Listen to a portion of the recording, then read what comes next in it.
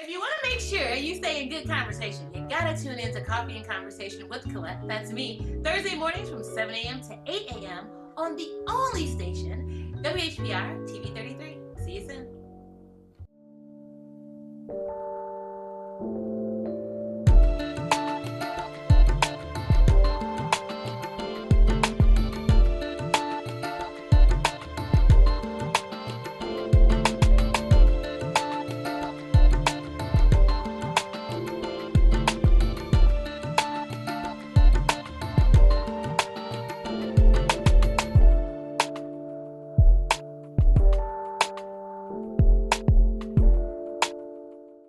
Welcome back. Welcome back. I know we had a first hour that was action packed. Great conversation. Love the engagement. Love the way to look at things. Again, we don't grow. We don't become better if we don't have a conversation that deals with truth, deals with a lot of things that a lot of us don't want to address.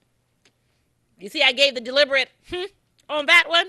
You know, you can only be better when you deal with the truth. If we stay wallowing around in symptoms and never get to the issues, it will not change our reality. It doesn't change the dynamic of what is happening to us every day in our communities. But I present that to you that maybe we don't want to make it a different environment for us. Maybe we don't want a different outcome. Maybe for a lot of us, that's our platform to constantly say that we're pushing towards something, we're working towards something, and that's what we do. We keep working on it, but never to achieve it.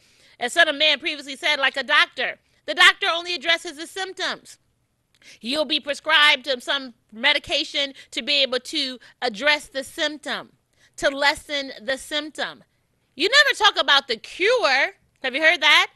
It's just how to address the symptom. But in taking that medication, you know that it has a variance of side effects. And so there's going to be some other impacts. And then you're going to have to take something else to address those things. So it is a vicious cycle. And so maybe that's a cycle that we are in. Maybe that's that proverbial wheel on the hamster thing that we're consistently talking about. Is that what? We just keep running. We just keep running to say who we want to be when we grow up. We keep running to say that we want better communities. We keep running to say that we want our education systems better. We keep running to say that we want families and we want a structure and we want marriage and we want equality and we want all these things. And we're just running. And that's what we're saying. But there's no action that is getting us any closer than what the riots have shown us, the uproar, the atrocities. It's just an action. I look at it as if the slaves could rebel. That's what it would be. Instead of just saying, staying placent. And now we really don't do that. And then it goes to show you that even in peaceful protests, what does that get? A lot of you all say, Collette, that's not fair. That's not fair because we have to do something. Sure, we have to do something, but that something hasn't changed our reality or our dynamic, so maybe we need to do something else. I'm asking, so I just put it out there. This is our second hour of Coffee and Conversation with Collette. All the callers, I'm going to get to you. And then I'm going to, this is Freestyle Friday too. This is Solution Driven Friday. So if you think that we're a little rough on each other, we're supposed to be. It's all in love. It's all for us to be better, to deal with the truths of what has been presented to us and create an action plan that works for you. And if you want to keep following folks that keep talking about something but don't change the reality, that's for you. Don't then hold anybody else accountable because you do what you want to do. And maybe that's the whole truth of really where we are, is that we do what we want to do. We go where we want to go. We do what we want to do.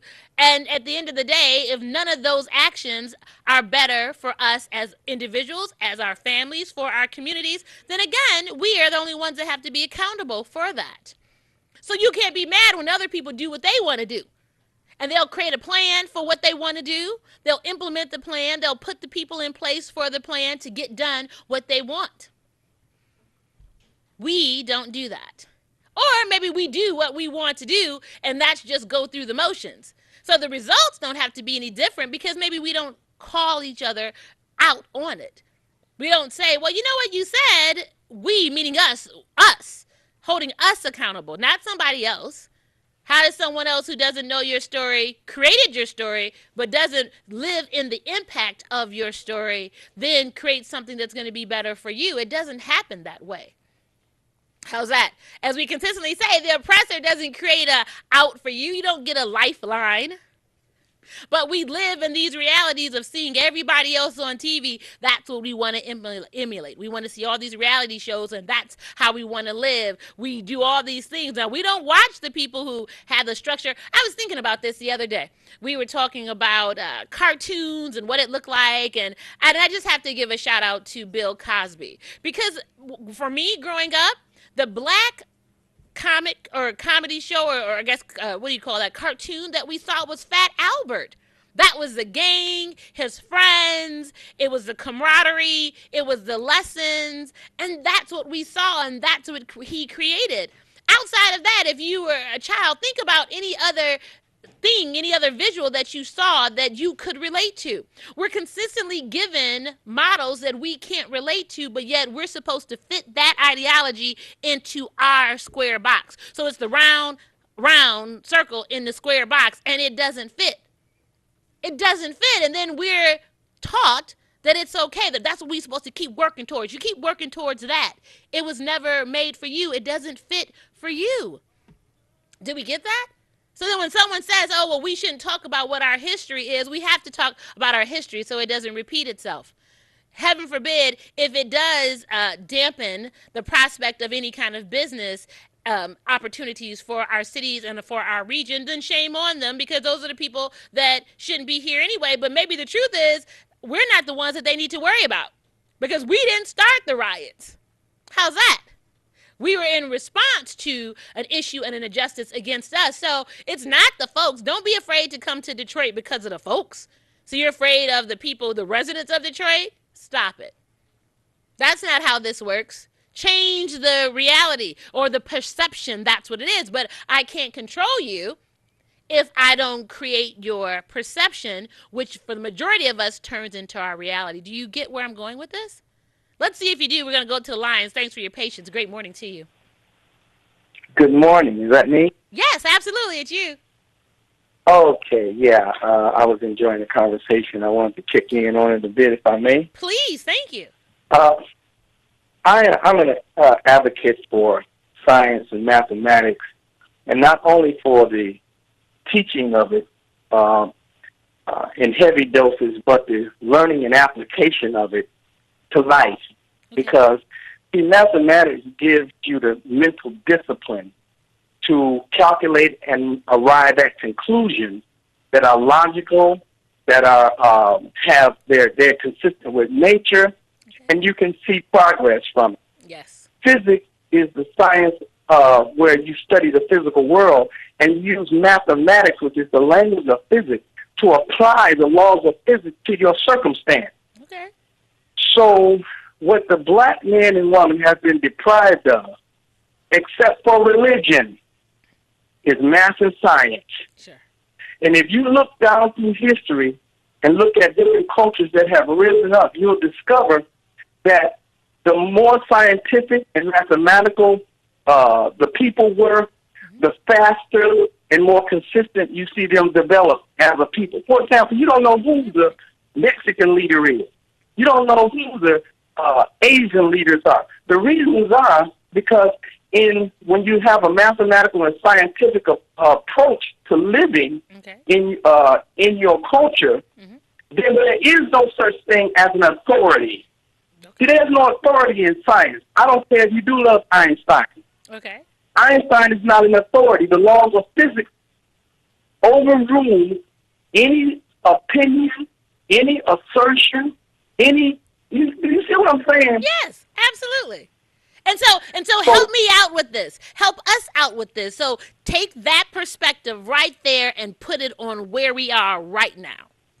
Okay, so you mentioned it often about the doing the same thing and expecting different results. Yes. Well, the reason we keep doing the same thing is because we're not paying attention to the mathematics of what we're doing. Okay. So we don't throw out the equation that doesn't work. Mm. So somebody hit you in your head and you go to marching. They kick you in your rear and stick dogs on you. You start marching again and again and again and keep looking to their court system, looking to their education system, as the brother said earlier. For relief, you're not thinking mathematically. Okay. If you think that you're going to vote your way to freedom, you are not thinking mathematically, because the mathematics of it says that you have a term in your equation that automatically sabotages what you're trying to do. Example, if you're trying to vote the mayor in to get relief from oppression, and you're using the system of oppression as part of your equation, you are Nice. voting yourself your own Nice. destruction. Does that make Nice. sense? Nice. Wait, stop You're, right there. Wait, you gotta stop right there for me. Did you all just get what he said? You might have to just give that one more again. That was perfect. That was the most perfect example I think I've gotten all day. You need to say that again. Do you mind? there are You got plenty some more more? examples of it. Nice. Perfect. When I was living in my hometown of Detroit, and I still have interest in Detroit, which is why I am always talking about Detroit. Okay. I tried to get when the school board was knocked out and they put the EA system in there. Yes. I tried to get those school board members who had set themselves and call themselves the school board members in exile. Right. Stop running off at the mouth about what they're doing to you. Sit down in a room, hammer out an educational policy, and then make that your argument. We have this. This is where our children are. Here's our policy towards this problem. Here's our policy towards that problem. Yeah. See, in science, the negative energy does not rule.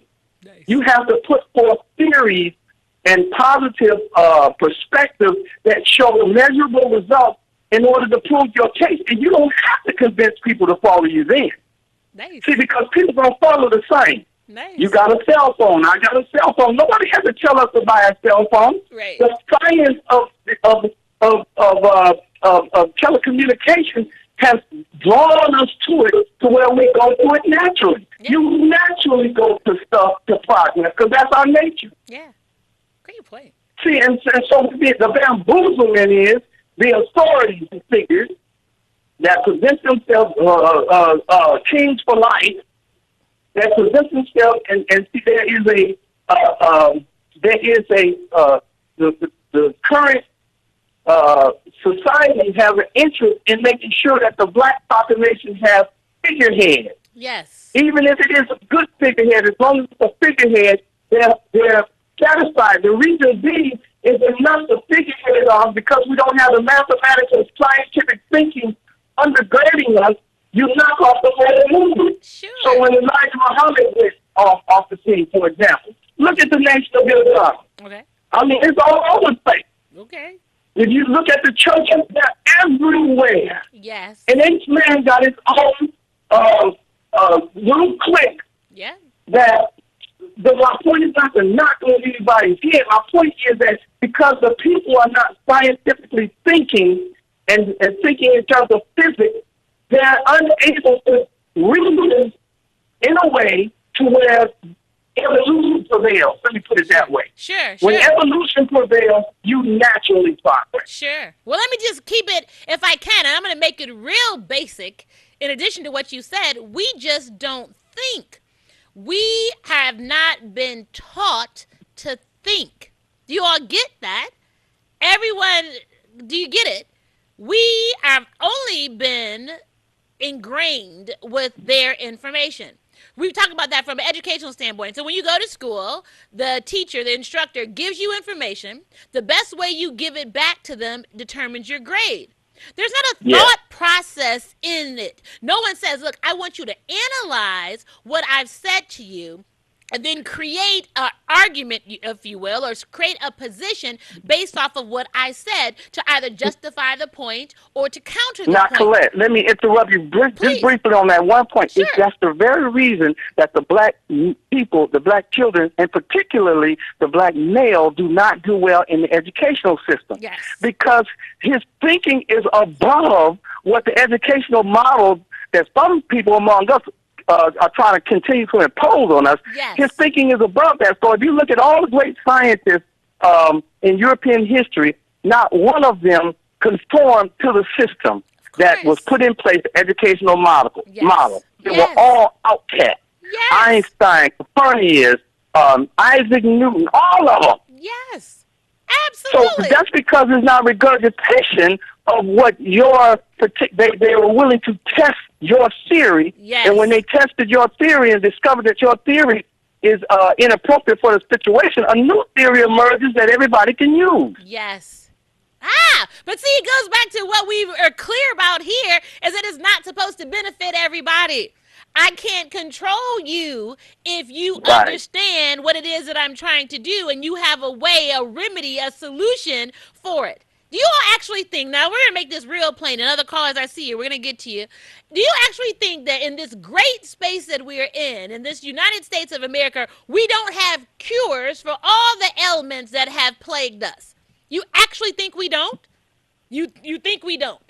Well, Oh, I think we do. We of do course because we again, do. but if you keep knowledge from anybody, you can control them because Yes. knowledge and insight frees people Yes. naturally. Yes. You don't have, and the best way to control a person, this is what I used to say to my wife. She didn't believe it for a long time. I said, you want to control me? Give me freedom.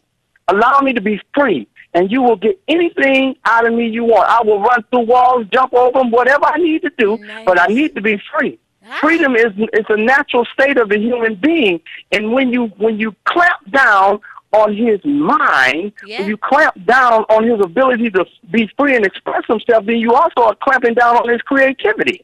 Absolutely. And stay right there. And then when that is the case, and then women then oppress the men, and then you don't like him anymore. You all realize that? Like the truth of what the dynamic is that we like strong men. We like creative men. We like men who take lead. We like men who can set the tone and we feel comfortable in that leadership. That's what we like. Now, then there's that other part of us that wasn't taught right that then says, I need to Right. oppress him. I need to control him. I need to be able to have him fit into the box and the mold of what I think. And then when he does that, or when you want to break him, then Yeah. you don't like him no more. We You we know, don't like a that. saying, old saying among my peers, and I'm just going to tell you the truth. They say a black woman has been taught how to live without a man. A white woman has been taught how to treat a man, and that has some profound implications to it. Come on. Because and this white woman at my employer had the gall to tell me this. She said a black woman can't. She didn't know I was married at the time. Okay. She said a black woman can't love a man like you because a black woman have never been taught, haven't built anything yet. And she was referring to a nation. She said that the black woman has not had the experience of building something with a man yet, a nation with a man yet. She's always been up. This is a white woman telling me this. Always been up under the thumb of white men, and so she don't know how to love because she hasn't taken the time to build with her man yet. And I say that this is the truth. We need to get off of this treadmill, as you spoke, trying to fit in, as the other brother spoke on it, trying to fit into a system that we obviously see does not work. Nice. There's not one institution that works for us, not one. And we need to submit to our nature, yeah. and the religious people will say is the nature of God, and I'm fine with that. Sure.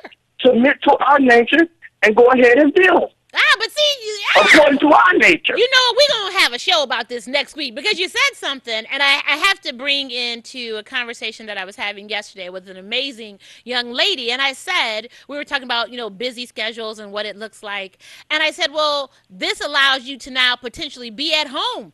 You can be at home and you can be the nurturing partner and the wife, and you can do that. And she said, well, Collette, I don't know about that. I don't know. I wasn't taught that way. I've always had a job. That's what I've had. Yeah.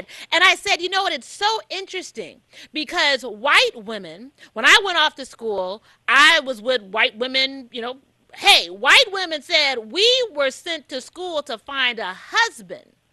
So I'm in this educational arena to find a man to be able to show that he has a future, he can be able to take care of a family, and to get a husband.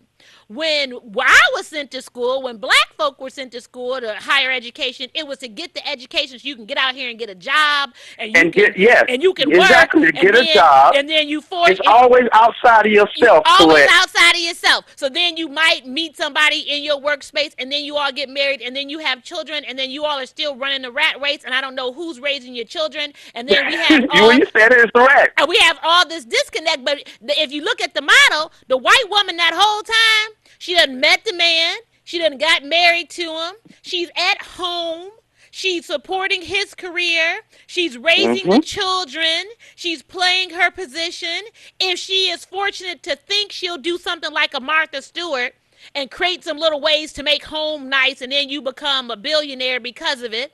And then when the time is right, either she moves into a position or the kids are off and successful, and we value that. Remember, we grew up Yes. on that. We grew up Well, see, on the white man messed up by once he made an environment for his woman of yeah, safety, because that's the male's role. The male sees out, yeah, and when he made the environment of safety where she can move about in safety and security, yeah, he kept control over her, and that was his mistake. But the yes, fact of the matter is, you have to be able, when we evolve, and I think that yeah, brothers like the Son of Man and Minister Farrakhan, as well as the other ones that are around on the religious level, can bring into this equation the morality that's necessary for us to continue to evolve, along with the scientific part that's necessary to help the people think. Because right now, the people are unable to think. yeah, They're unable. yes, We've yes, been stripped of mathematics, which is the science of thought. yeah. Ah, I man. got to go to work now. I agree. Look, have an amazing day. We so appreciate your feedback. I'm loving it. I think that might, Thank you, we're going to sister. figure it out. Man, you guys, we on a roll today. Did you get that? And I want to finish the conversation that I was having to his point. And so you all have heard those organizations have birthed out Mocha Moms. And so these are women who are out of black and brown, tan women who are out of the workplace, who are actually CEOs of their households, raising their children. And I know you're familiar with the debates that people have had that have been poo-pooing on the organization. Like, oh, why should you all have that? Oh, that changes the history for black women. Oh, that puts us in a space of inequality.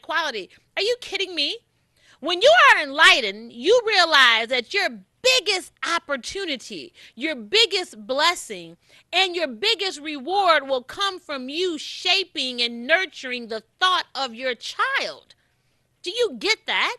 There is no amount of money that you can receive from anybody outside of the roles and responsibilities of being a mother. But that was taken away from us, right? So we want to be like everybody else. And so we want to shape and create a model like they have, which is not beneficial for us. So isn't that everything that we've been talking about today? Know perception versus reality. Be honest about where we are and why we have done the things that we have done. I get it. I get that we weren't supposed to know how to read. So when we were able to go to that little schoolhouse and learn to read, and then be able to go to institutions of higher education to be able to learn to read and get advanced degrees, and of course fit into this system of America, and then get these great jobs that they told us, and then live this dream of this life or whatever, it doesn't mean that you, at the end of all of it, have a true understanding of who you are. If you strip all those things away, do you know who you are? So without the title, without the degrees, without the accomplishments, without the facades, without the house, without the car, in the true essence and nature of yourself, do you know who you are? Are you happy with who you are?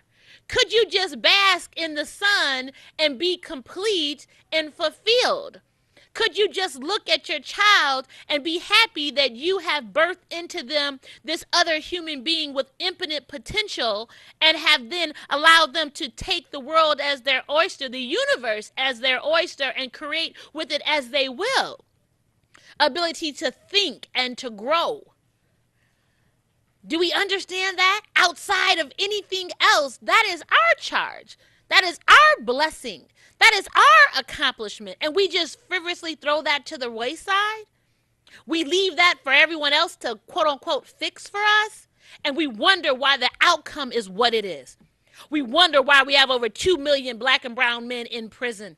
We wonder why our single mothers are what they are. Because we're all focused on all the wrong things. And half the time, the people that we listen to don't have the model that we should have been listening to and trying to emulate in the first place. Did you get that? Hello? We're going to go to the line. Thanks for your patience. Great morning to you. Are you there? Yes. How you doing? Great. How are you? Doing pretty good. Wonderful. I heard you mention about the ride of 42? 43. 43. And 67. Yes. I want you and the audience to remember the country was just coming out of the Depression from 1933 to 1940s. All right. And in the middle 40s, the United States was producing the arms and supplying the war factors over in World War II. Yes. And that means factories start rolling 7 days a week, 24 hours a day. Yes. It's just 8 years coming out of the Depression. Yes. Now, blacks at that time said we should have a job too. So Philip Randolph and his union threatened to march on Washington. Yes. And Roosevelt said, okay, don't have no march on Washington because we're booming now. I would write an executive order that any company that got government contract, they would have to hire blacks. So blacks start going into factories in 43. Okay. That was the core of the riot of 43 because whites had just come out of the Depression. They didn't want no one to intrude on those jobs. Yes. And so they start attacking black workers, and they told a story that somebody threw the baby over the bridge in Belle Isle, and that's how the riot started. But it was around the economy. It wasn't a black and white thing. Really, it was really around the economy. Ah. And when you went down to 63, I come here in 63. Okay. When I got here in 63, I became a resident. I got a job at Ford. Okay. Didn't work out. Next day, I got a job at Dodge Main, Chrysler. And when I got a Dodge Main, everything going good, money going good, and all of a sudden, jobs start leaving here. They're leaving the city. Okay. The seat covers at Dodge Main, they start leaving. Crankshafts at Ford start leaving, going, and we did not understand what was going on, but we found ourselves no jobs. Right. We hadn't had jobs at all up to coming out of 43. We started getting jobs, and now about 10 to 12 years later, now we ain't got no job. Okay. And now the police is messing with us. Yes. We standing on the corner and talking, and the police come, big fool, get off the corner. Right. And those things agitated us. Yes. And I was a part of it. Yes. And so it agitated us, and it burst out in a riot over on 12th Street. Yes.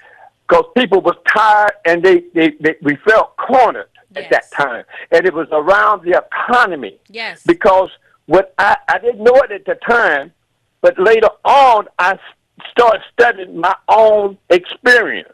Okay. And when I studied that experience that I was a part of, I found out in 1962, that's when they started moving things out. Manufacturing, you had in Detroit 3,370 manufacturers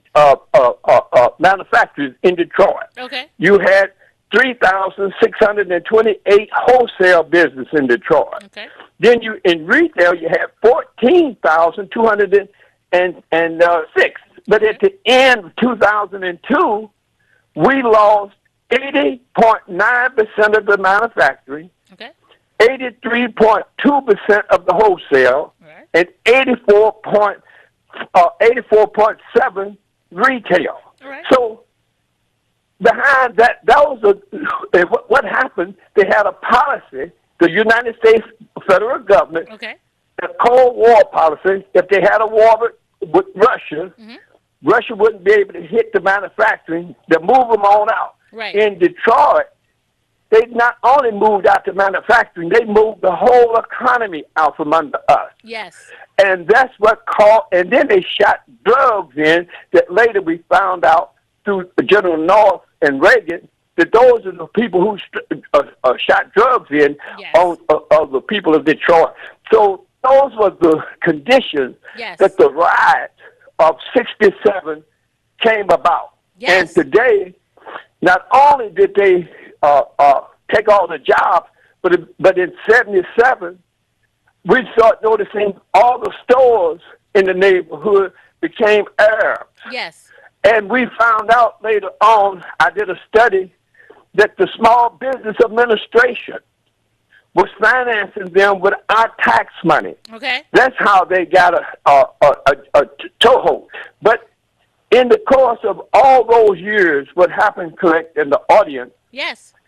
you had in the black community, they was able to buy off the Council of Baptist Pastors. Ah, yeah. They was able to buy off the union of UAW, the high-priced workers. They bought those leaders off. Yes. And when they bought those leaders off, then they decided, after they took all the jobs from us, Yes.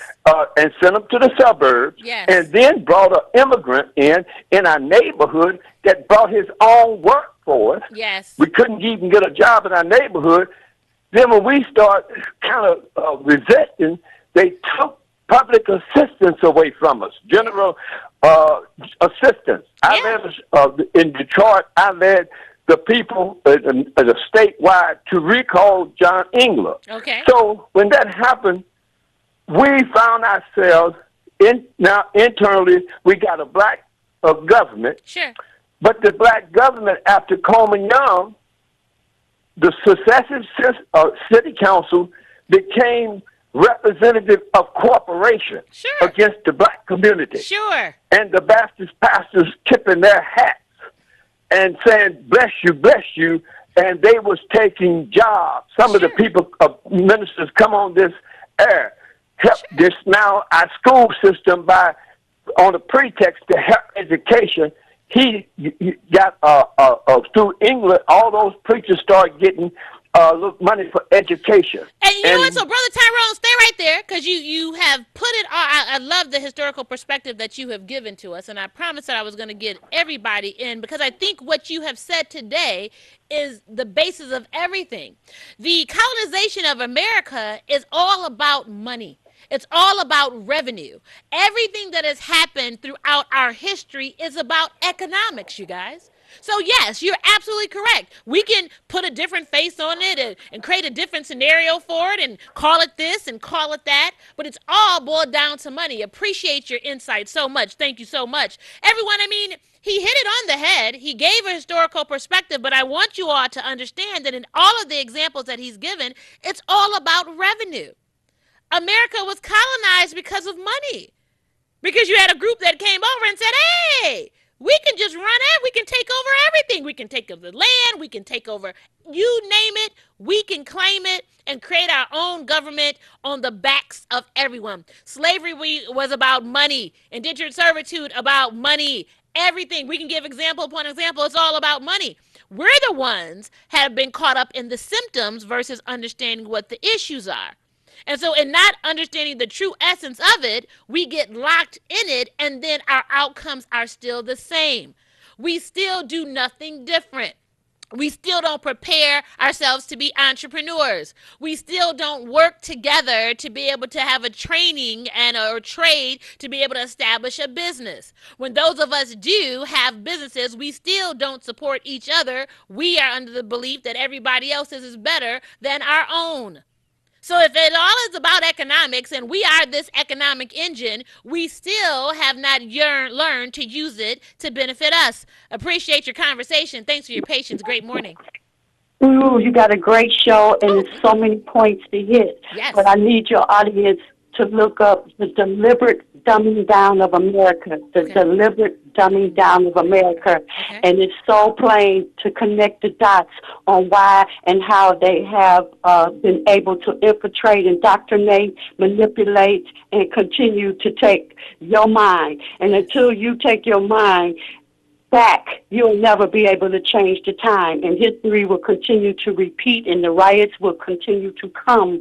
But Yes. until you take back your mind and know that it's about partnership, ownership, and economics, Nice. then you will still be at the bottom trying to get out like crabs in a barrel, trying to pull yourself out. Thank you for Yes. taking my Thank call. you so much. I mean, she couldn't have said it any better.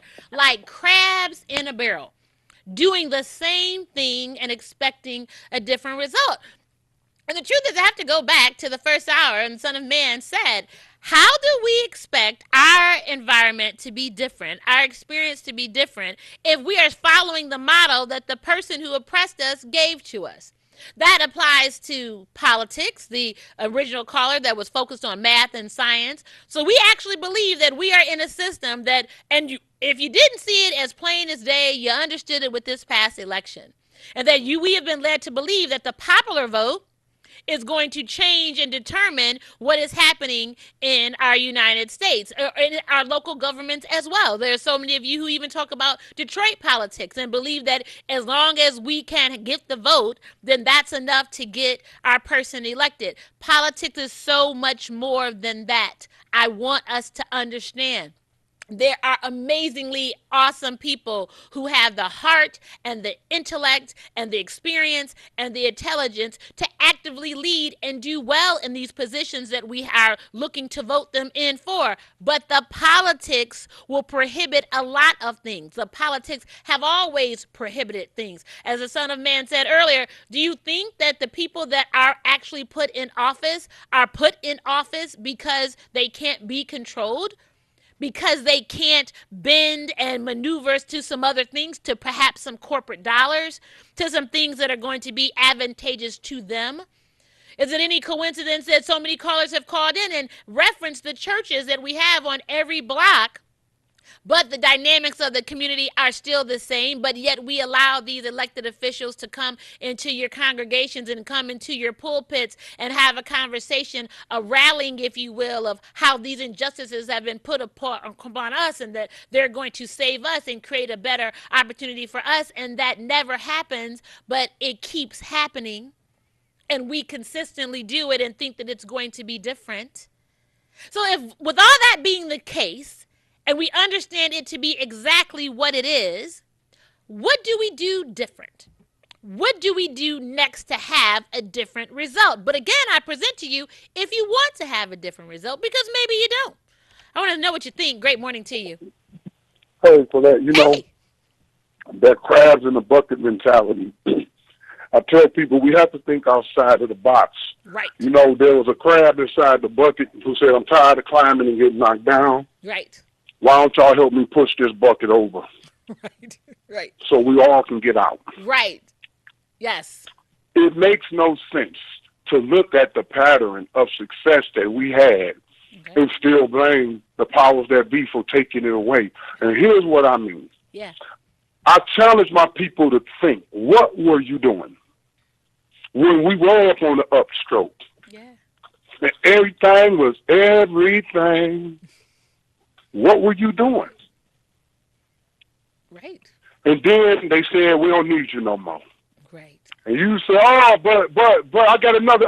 But when I was giving you $1,000 a week for 10 years, what were you doing with it? Right. Great point. When you had the means, when white supremacy was working in your favor, Right. because the same ones who gave it to you, the same ones that's taking it from you. Yes. When white supremacy was working in your favor, what were you doing with the fruits of the labor to better yourself? Nice. Every generation of black people had their 40 acres and a mule moment. Yeah.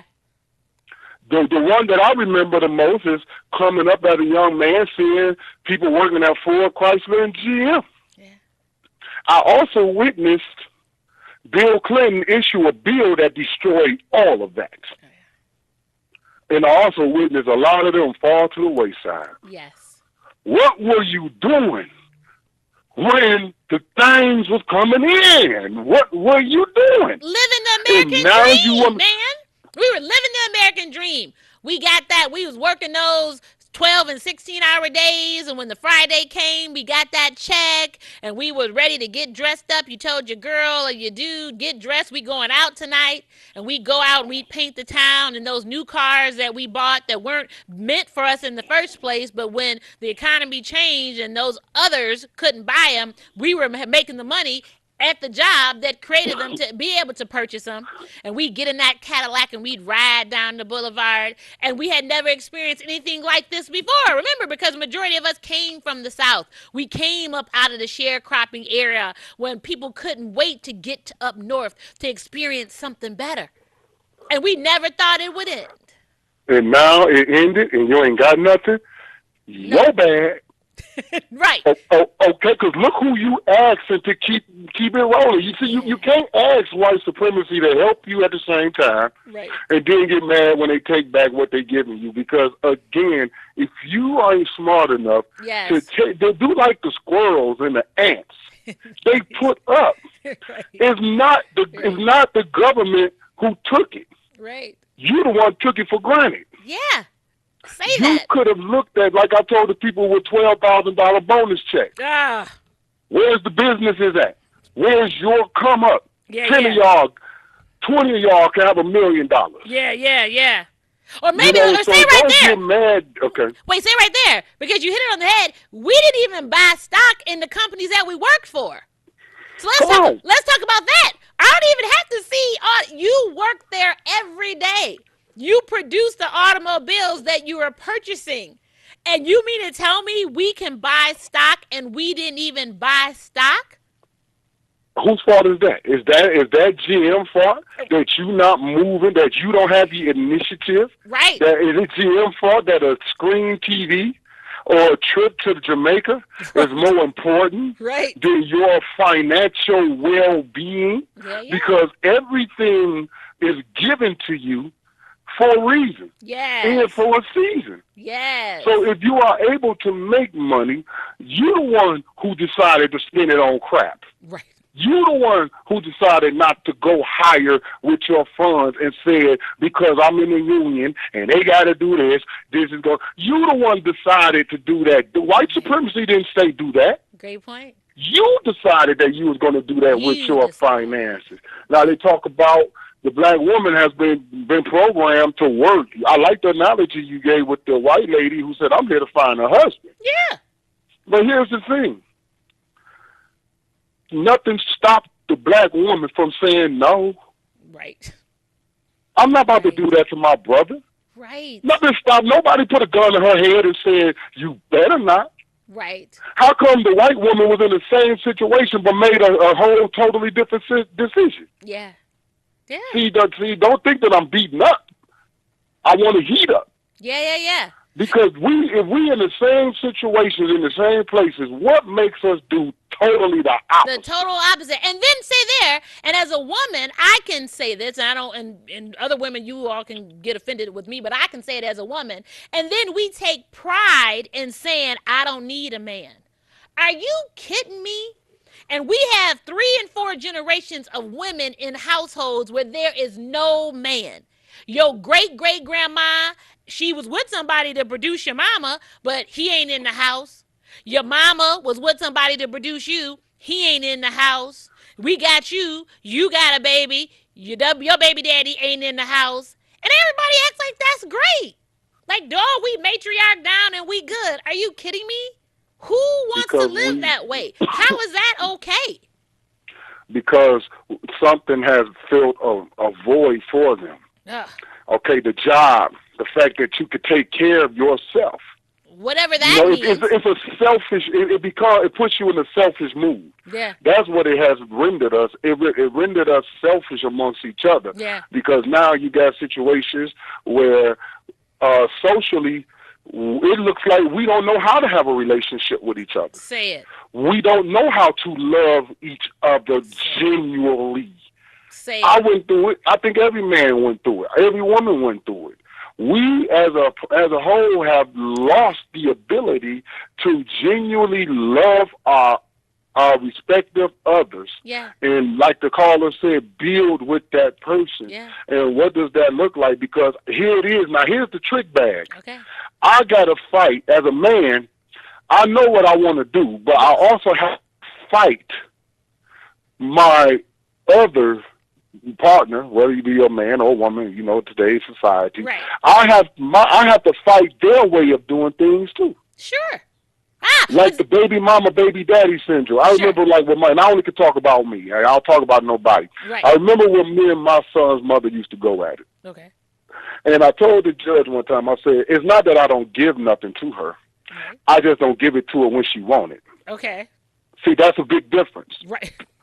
I ain't on your schedule. Right. And stop trying to impress your way of life upon me. Mm. I say he needs shoes every 3 months, and that's all I'm rolling with. Right. Because you think he should have them every time they scuffed, Right. that's between you and him. Right. But as for me, just because you ain't getting it when you want it don't mean that it's a lack of service there. Well, So stay you right size there. me up, yeah. Stay right there, because then I want to impose another part. If you're fortunate that people are paying money, that the children are even reaping the benefits of the financial aid given. Because I know folks who are given substantial amounts of money every month, and it's not going to the well-being of the child. That money is going to whatever the mama wants it to go to. And I can peel back the layers and show that the kids ain't getting that. And then I add on top of that, we shouldn't have been in the system in the first place. That's a whole different conversation. So now we think that a court that has historically was designed to oppress us is not going to create a stagnant and a dynamic in our households, but yet we need them to govern how we treat each other, how we talk to each other, and how we pay our responsibilities. That's a whole nother conversation. And I get that. I get it, but we need to talk about it because those are the truths that we aren't addressing that are killing us. Black men Well, shouldn't those, be in court to take care of their children. Black women shouldn't be in court to take care of their children. Black men and black women who have children should be adult enough to create a conversation for what's best for the child, regardless of the nature of your personal relationship.